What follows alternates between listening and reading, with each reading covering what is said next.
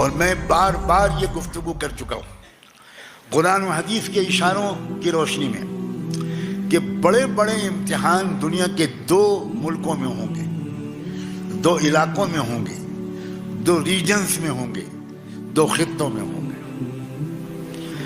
کوئی بات چھپائی نہیں گئی ہے۔ اللہ کے رسول صلی اللہ علیہ وسلم نے ایک بات بھی چھپائی نہیں ہے۔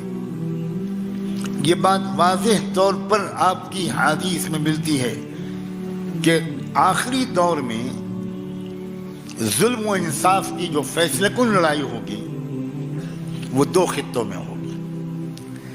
ایک خطہ ہے بیت المقدس کا، دوسرا خطہ کان کھول کے سن لیجئے وہ خطہ ہے جس کے ایک حصے میں ہم بھی رہتے ہیں۔ کان کھول کے سنیے۔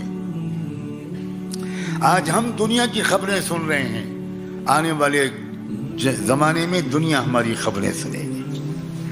آج فلسطین میں اجتماعی قبریں بنانی پڑ رہی ہیں۔ تیار رہیے اس دن کے لیے جب ہمارے ملک میں اجتماعی قبریں بنانی پڑے گی۔ اس سے زیادہ صاف لفظوں میں کیا کہوں؟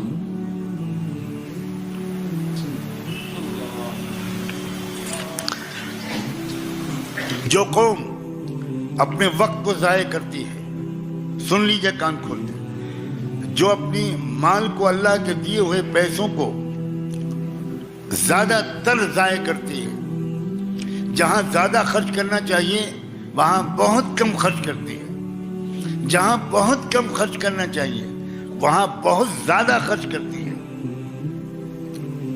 جو قوم اپنے نوجوانوں کو چیلنجز کے مقابلے کی صلاحیت پیدا کرنے والی تعلیم نہیں دلاتی،